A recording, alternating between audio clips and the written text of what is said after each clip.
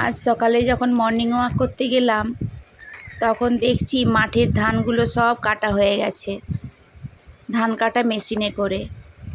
এমন ধানের অবস্থা হয়েছিল যে হাতে করে কাটার কোনো উপায় ছিল না, এত জল হয়ে গেছে এই জমিগুলোতে।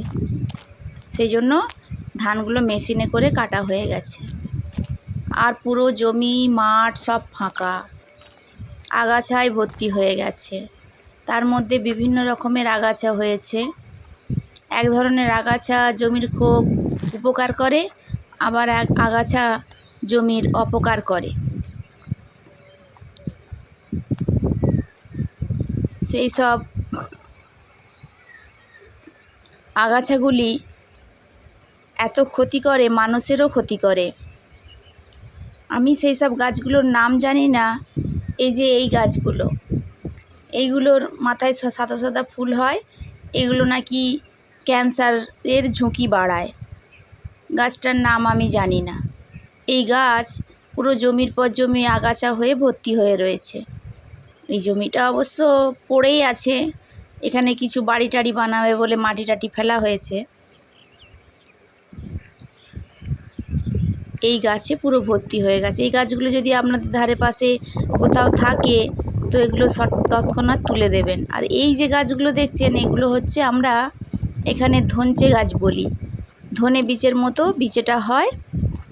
এই গাছগুলোর খুব উপকার, এগুলো জমির উর্বরতা শক্তিকে বাড়ায়। যখন জমির উর্বরতা শক্তি কমে যায় তখন এই গাছগুলো জমিতে চাষিরা লাগায়, তাতে করে জমির উর্বরতা শক্তি বেড়ে যায়।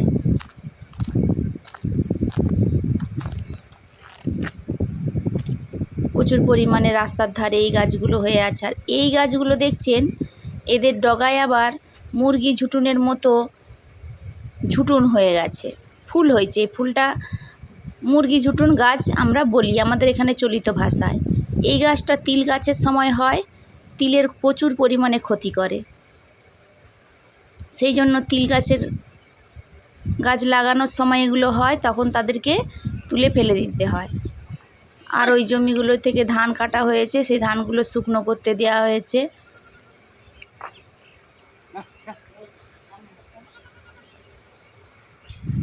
দিয়েছে,